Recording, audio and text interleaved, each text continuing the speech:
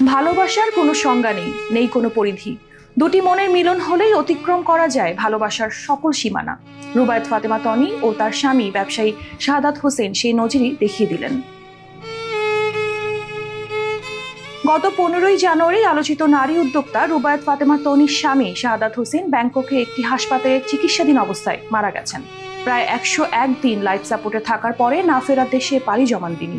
শাহাদাত হোসেনের মৃত্যুর পর সামাজিক যোগাযোগ মাধ্যমে নেটিজেনরা যেমন শোক প্রকাশ করেছেন, তেমনি একদল বিভিন্নভাবে তনিকে কটাক্ষ করেছেন, যার সূত্রপাত হাসপাতালে স্বামীর সঙ্গে তোলা একটি ছবিকে কেন্দ্র করে, যেখানে বেডে শুয়ে থাকা স্বামীর পাশে দাঁড়িয়ে থাকতে দেখা গেছে তনিকে।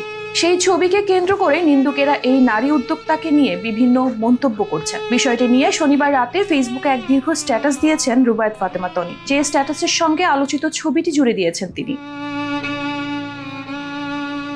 টনি তার দীর্ঘ স্ট্যাটাসে কটাক্ষের জবাব দিয়ে একা সংগ্রামের মুহূর্তের কথা উল্লেখ করে লিখেছেন, আমার হাজব্যান্ড 101 দিন লাইফ সাপোর্টে ছিলেন। চিকিৎসার খরচ সামলাতে বাংলাদেশ ব্যাংকক আসা যাওয়া করেছি।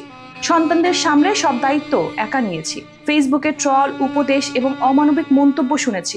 লিপস্টিক দেখে কেউ আমার লড়াই বোঝার চেষ্টা করবেন না। আমার জীবন, দায়িত্ব এবং সিদ্ধান্ত আল্লাহর কাছে জবাবদিহি করি, মানুষের কাছে নয়। যারা পছন্দ করেন না তারা আমাকে ব্লক বা আনফলো করুন। আমি মানসিকভাবে শক্তিশালী এবং আল্লাহর রহমতে সন্তুষ্ট। সময় সব প্রশ্নের জবাব দেবে ইনশাআল্লাহ।